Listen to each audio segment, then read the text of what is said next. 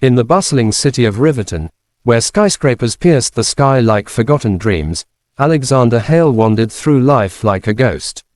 At 32, with chiseled features and eyes the color of autumn leaves, he was a successful architect, designing structures that stood tall while his own world had crumbled.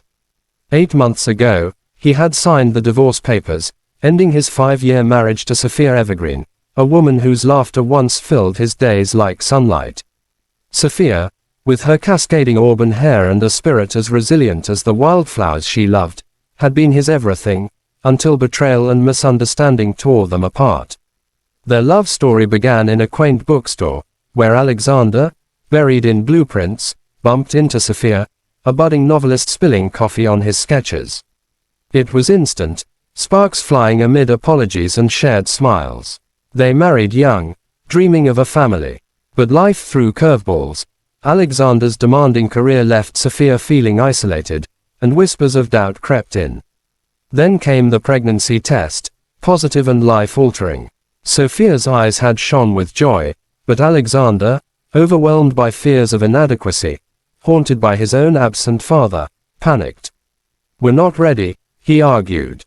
"This could ruin us." The fight escalated. Sophia, tears streaming, confessed her terror but her resolve to keep the child. Alexander, in a moment of blind rage, accused her of trapping him. "If you won't abort, then we're done," he spat, words he regretted the instant they left his lips. Sophia, heartbroken, whispered, "I won't kill our child for your fears." She left that night, and in the divorce proceedings, rumors swirled.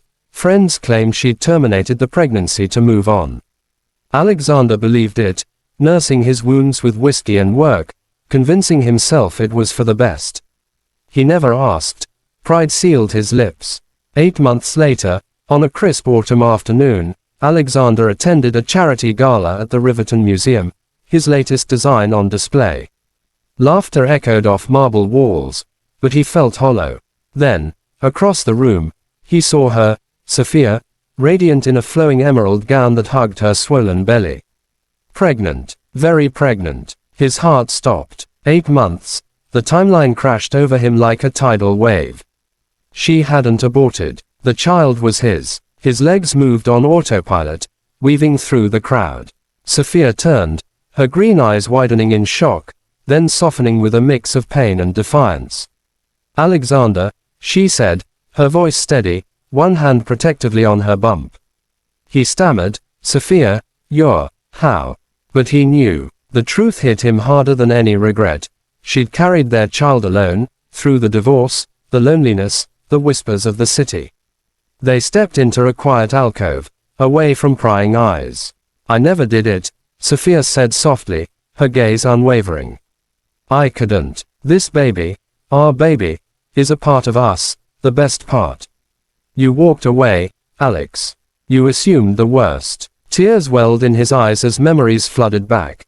The ultrasound she'd shown him, the tiny heartbeat he'd dismissed.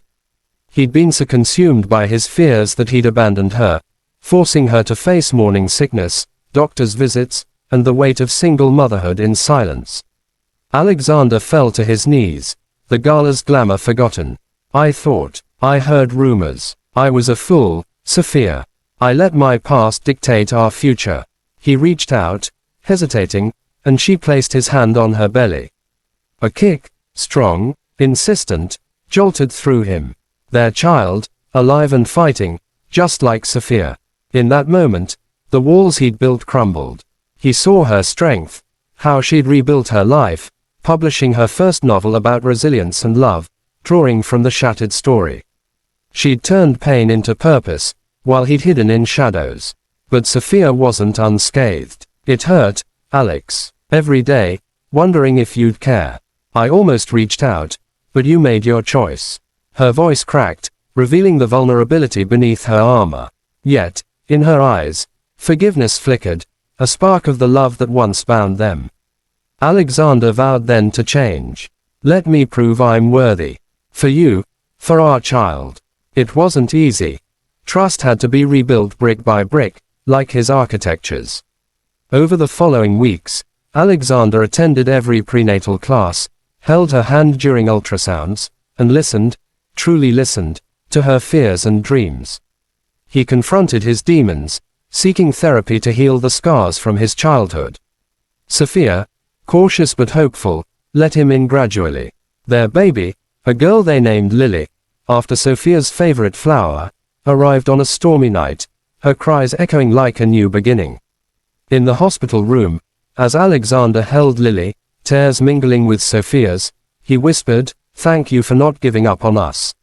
Sophia smiled, exhausted but whole. "We were always meant to be a family.